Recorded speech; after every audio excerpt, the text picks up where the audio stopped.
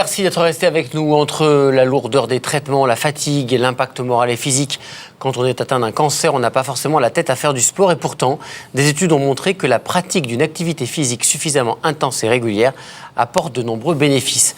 Redécouvrir son corps, renforcer ses muscles, retrouver l'estime de soi, lutter contre la fatigue et la dépression.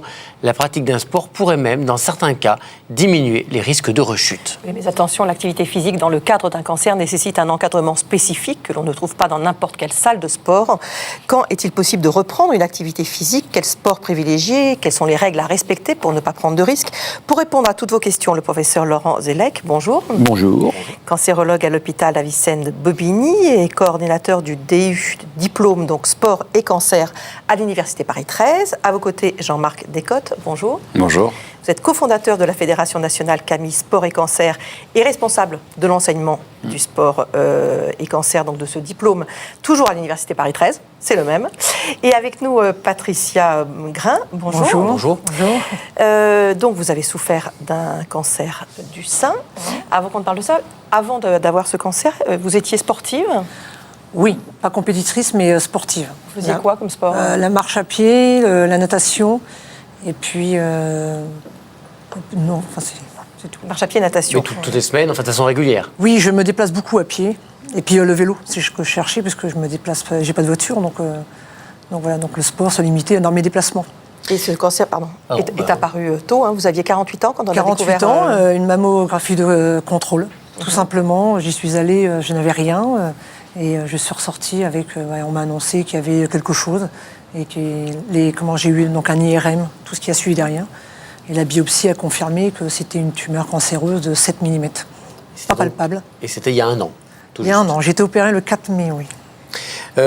Tout de suite, vous avez décidé de poursuivre le sport en parallèle de vos traitements, ou comment ça s'est passé? Alors, ce qui s'est passé, c'est quand j'ai été opérée, il s'est passé un blocage dans ma tête. Donc, je me suis enfermée un petit peu. J'ai été un petit soldat qui s'est rendu à tous les rendez-vous médicaux. Le seul sport où je me sentais à l'aise, c'était la marche à pied. Et c'est vrai que la marche à pied me permettait de me vider la tête. Donc, ça m'a aidé de marcher. Pendant le traitement, après, lorsqu'on a les rayons, moi, il m'est arrivé que j'ai été brûlée, donc les sports d'eau n'étaient plus possibles, pas possibles, et le vélo n'était pas possible non plus, ça tirait trop sur le bras. Donc fin septembre, j'ai pu reprendre le sport, et notamment le Dragon Boat. On va y revenir. Sur les conseils de votre médecin? Oui. Ou pas? C'est une discussion que vous avez eue avec lui? Oui. Donc, durant les soins, j'ai pris connaissance de l'association Ensemble pour elle à Reims. Donc, je les avais contactés. J'ai vu sur leur site qu'il y avait le bateau. Donc, je me suis renseignée et je voulais reprendre un sport. Et le Dragon Boat, pour moi, était... j'étais pas dans l'eau, mais j'étais sur l'eau, donc voilà, je rejoignais un petit peu tout ce que j'aimais auparavant. Et voilà, donc le Dragon Boat, je le pratique depuis fin septembre. On verra ça dans quelques instants, parce qu'on a effectivement des images. On va prendre déjà quelques questions. À part l'apaisement que le sport peut apporter, je ne vois pas comment l'activité physique peut prévenir ou guérir les cancers. Alors, ça demande une mise au point, tout ça. Oui. Ça demande une mise au point, et c'est quelque chose qui n'est pas si évident que ça et qu'on a mis longtemps à comprendre. C'est vraiment des sujets de recherche. Il faut voir il y a eu plusieurs étapes. C'est-à-dire qu'on est sorti de cette dimension bien-être ou cocooning qui est déjà très importante pour les personnes concernées, pour vraiment comprendre que c'est une intervention thérapeutique qui a des bases physiologiques et que c'est un vrai sujet de recherche médicale, comme peut l'être un médicament. Et donc, il y a des bases physiologiques qui permettent de comprendre, par exemple, par la régulation de l'axe insuline. En gros, pour faire bref, dans bien des cancers, il y a des phénomènes d'insulinorésistance qui sont liés à la sédentarité. Quand vous faites de l'activité physique, vous allez réguler tout ça, et ça a aussi des effets sur les protéines de l'inflammation, sur le surpoids, et tout un tas de choses qui aboutissent en fait à augmenter le risque de cancer, et probablement, dans certaines situations, le risque de rechute.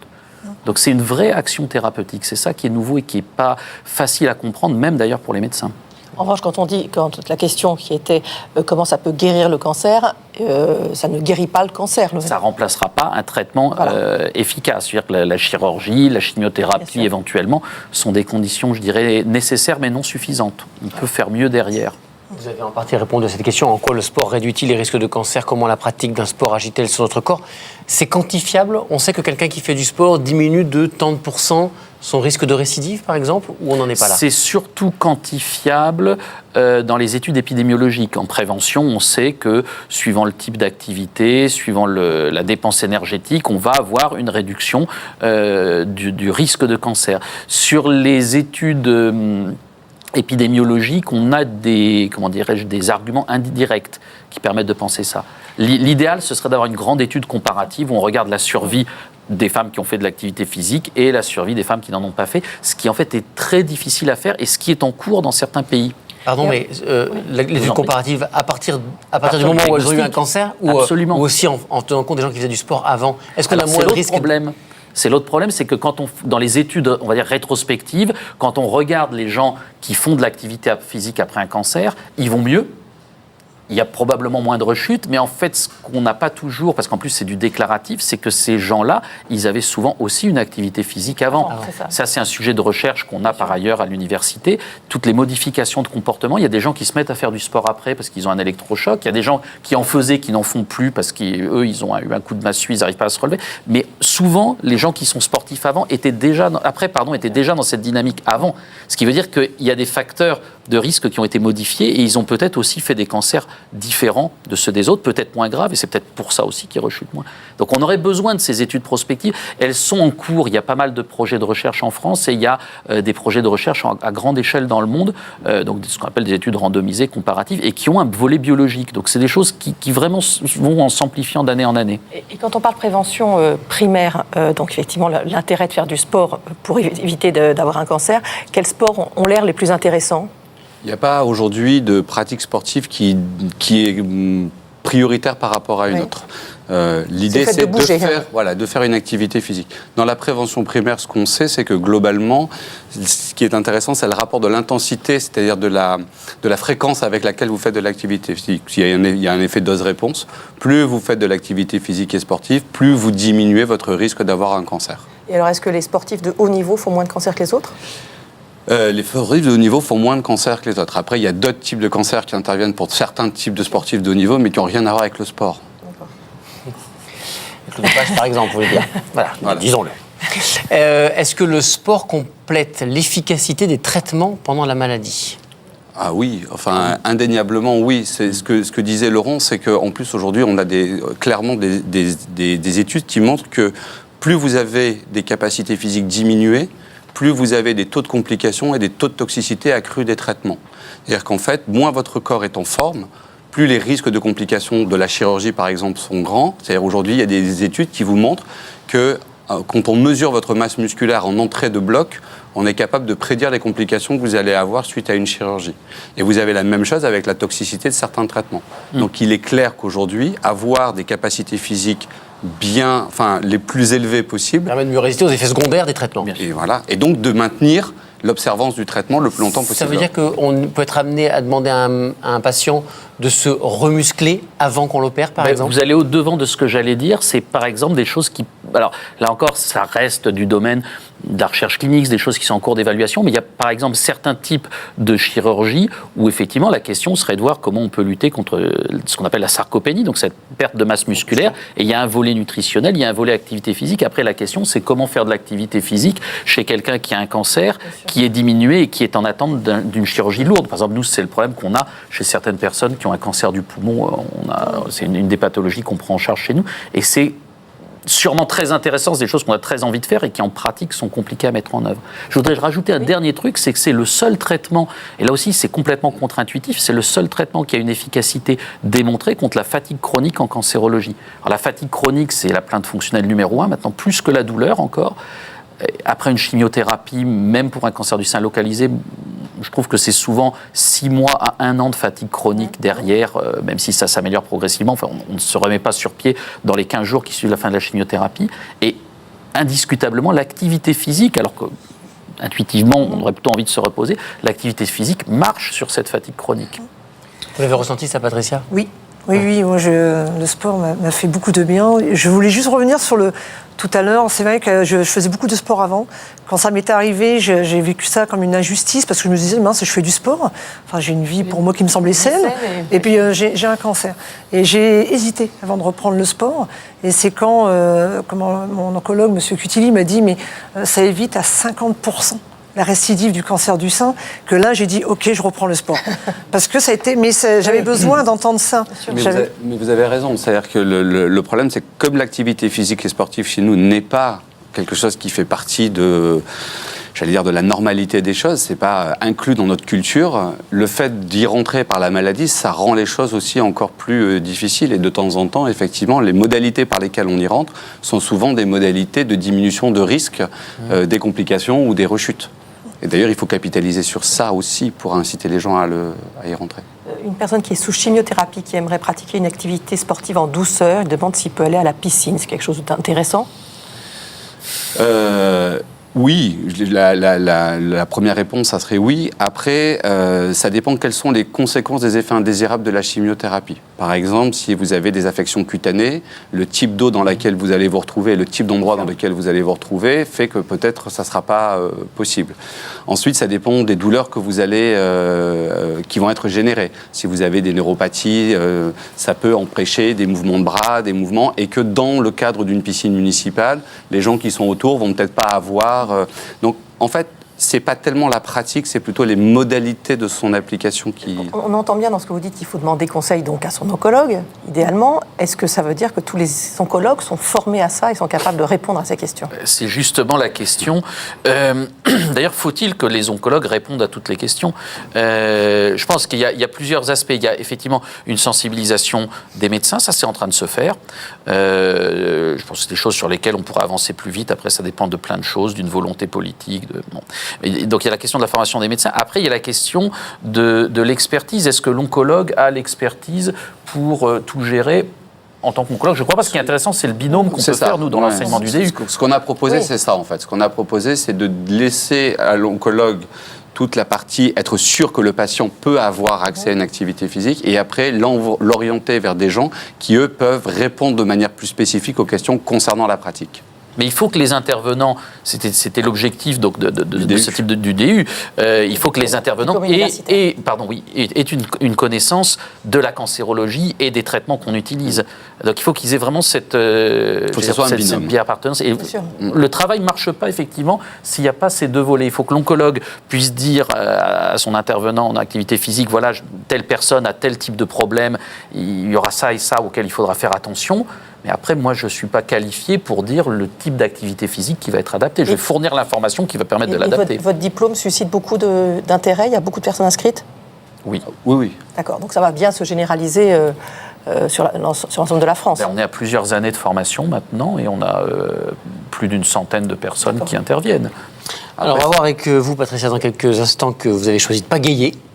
D'autres choisissent le karaté pour oublier la maladie le temps d'un entraînement et réduire les effets secondaires d'un traitement.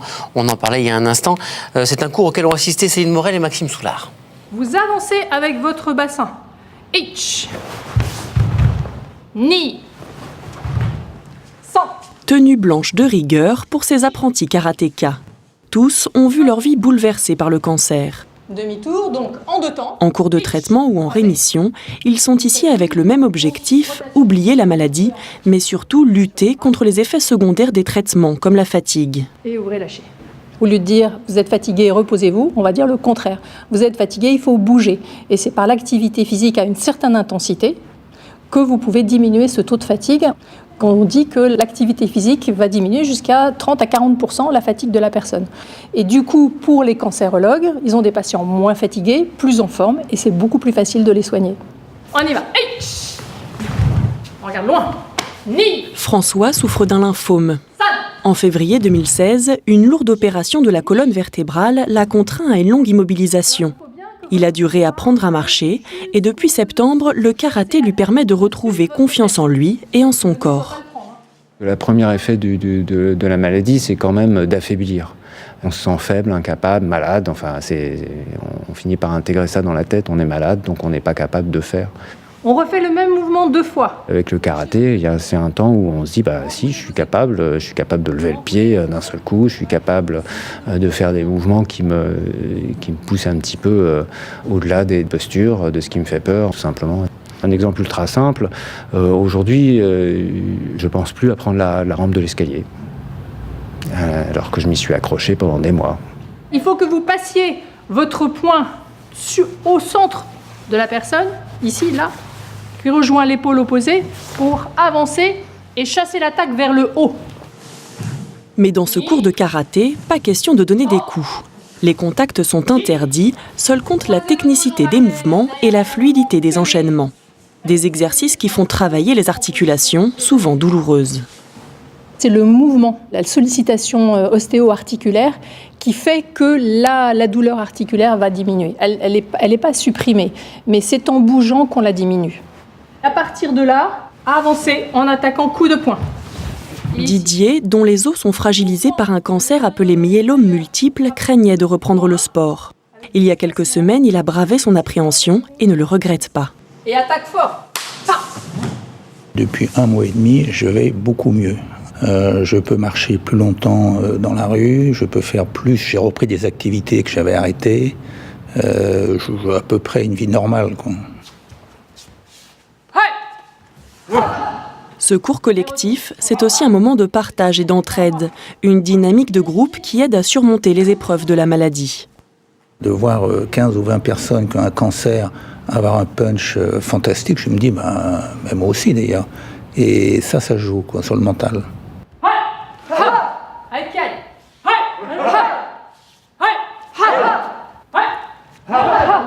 Le karaté, c'est une façon aussi de combattre la maladie. C'est-à-dire que quand tout à l'heure on lâchait l'énergie, le cri, ou en faisant les coups de poing, c'est vraiment aussi mettre la maladie à terre et la mettre loin, quoi. Videz vos poumons. Pour être bénéfique, 3 heures d'activité physique par semaine sont nécessaires. Une pratique régulière qui permettrait de réduire de 40% le risque de rechute. Merci beaucoup. Alors, quelques précisions, comptez 20 € pour adhérer à cette association Camille. Ensuite, c'est 5 € par cours. Il y a des mutuelles, comme la Maïf, par exemple, qui prennent en charge jusqu'à 500 € par an. Et puis, l'association propose de nombreuses autres activités un peu partout en France. Pour avoir les informations, vous allez sur le site www.sportetcancer.com. Alors, Patricia, donc vous faites du bateau dragon. Du bateau, oui, voilà. Qu'est-ce que c'est que le bateau dragon? C'est vous avez choisi ça? un dragon-boat. On voit ces images. Voilà. Donc le principe, c'est de redresser les épaules et mettre la poitrine en avant. Donc, et puis de lever le bras et de faire ce mouvement-là.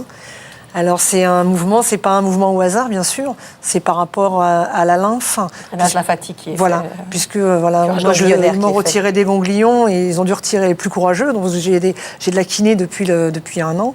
Et depuis que je pratique le Dragon Ball, j'ai diminué la kiné. J'en ai plus qu'une fois tous les 15 jours. Avant, c'était kiné pour éviter le syndrome du gros bras. Hein, tout à fait. Alors moi, ça se localisait, la lymphe reste dans le sein et sous le bras, elle ne va pas dans le bras. Donc donc là, le kiné, on retire et on fait circuler la lymphe normalement, quoi. Donc le Dragon Bone, c'est pas un hasard, bien sûr. C'est rééducatif, une rééducation pour nous, les femmes, de pratiquer ce sport. Et vous pratiquez ce sport à quel rythme? Alors, 2 heures tous les samedis matins. Et puis là, comme nous nous rapprochons de la Vogalanga, nous avons un entraînement. Oui, nous avons un entraînement en plus le mercredi soir. Donc là, mercredi soir, on a fait 10 km. Donc on a la chance d'avoir le canal à Reims et d'avoir une coulée verte. Donc on a le paysage. Après, le Dragon Bone, bien sûr, le geste. Et puis on n'oublie pas qu'on est dehors, qu'on prend l'air. Et puis que par tous les temps. Faut pas l'oublier. Et moi, je nous trouve très courageuse. Voilà. Vous l'êtes. La Vogalanga, c'est une grande fête sur l'eau à Venise avec beaucoup de bateaux à rame. Voilà. On a parlé tout à l'heure des contre-indications un petit peu des activités de la natation. Là, on vient de voir du karaté. Vous êtes vice-champion du monde de karaté. Vous connaissez bien ce domaine. Est-ce qu'il y a aussi dans le karaté des contre-indications? Est-ce qu'il y a des patients qui ne peuvent pas pratiquer ce sport? Le reportage que vous avez vu, en fait, c'est pas la pratique du karaté. C'est comment on est allé chercher des mouvements dans le karaté qui pouvaient avoir un effet bénéfique par rapport aux pathologies des patients. C'est entendu qu'on ne se touche pas, qu'il n'y a pas voilà. de... Et puis surtout, c'est l'étude du mouvement. Tout le travail qu'on a fait pendant des années, c'est de comprendre quel était le travail qu'on devait faire sur le mouvement pour permettre aux patients de récupérer au maximum leur capacité physique. Et les disciplines sportives ont été l'occasion d'aller simplement chercher, en fait, le panel de mouvements qu'elles offraient naturellement pour faire en sorte qu'on trouve les bons mouvements qui correspondaient aux bons besoins. Donc, la pratique du karaté avait cet avantage-là, c'est qu'elle utilise les deux bras, les deux jambes. Enfin, voilà, il y a une vraie utilisation globale du corps et totale, donc qui permet d'avoir un éventail assez large de pratiques. Mais c'est plus le karaté en tant que tel qui fait la différence, c'est... Pardon. Non, je vous en prie, je vais vous interrompre. Non, mais voilà, et c'est plutôt, en fait, cette recherche du mouvement que l'on utilise par rapport aux besoins qu'on a identifiés chez les patients. Alors, la question que je vais vous poser, c'est est-ce qu'on choisit le sport en fonction des mouvements que le patient peut faire ou non, ou est-ce qu'on choisit aussi en fonction des soins qu'il reçoit? Là, on nous dit quel sport choisir et à quel rythme pendant une radiothérapie ou une chimiothérapie. Est-ce que là, ça a un impact? Alors, pour le côté médical, je laisserai Laurent répondre. En fait, le travail que l'on fait, c'est que quand un patient arrive par un oncologue, il a ce qu'on appelle un bilan et une évaluation. Et ce bilan et cette évaluation va s'appuyer sur 3 items. Le premier, c'est les besoins thérapeutiques. Le deuxième, c'est les objectifs qu'on se fixe. Et le troisième, c'est l'envie du patient. Et vous avez des patients qui, dans le panel de pratiques qu'on va offrir, va se sentir plus intéressés par de la natation, par de la course à pied, par de la danse, par du karaté.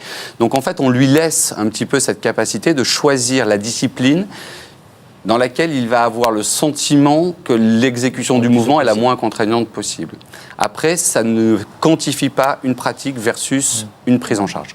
D'accord.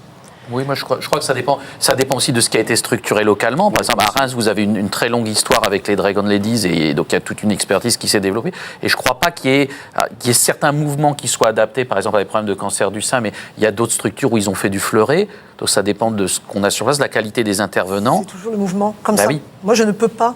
Il y a sûrement certains mouvements qui sont adaptés à une situation. Je ne crois pas qu'il y ait un sport qui soit adapté à une condition pathologique ou une autre. Et puis ce qui est intéressant, dans l'encadrement. Oui, et puis ce qui est intéressant derrière, c'est qu'en fait, on se rend compte que la mise en place de chaque discipline, finalement, elle a une vocation particulière. Par exemple, de la rééducation ou de la réhabilitation motrice, c'est pas la même chose que du maintien des capacités physiques ou de la prévention dans de la lutte contre la sédentarité. Et c'est intéressant aujourd'hui, on se pose pas assez la question de se dire, mais en fait, quand je fais une pratique, pourquoi je la fais? Et donc, si je réponds à la question pourquoi, je sais pour qui.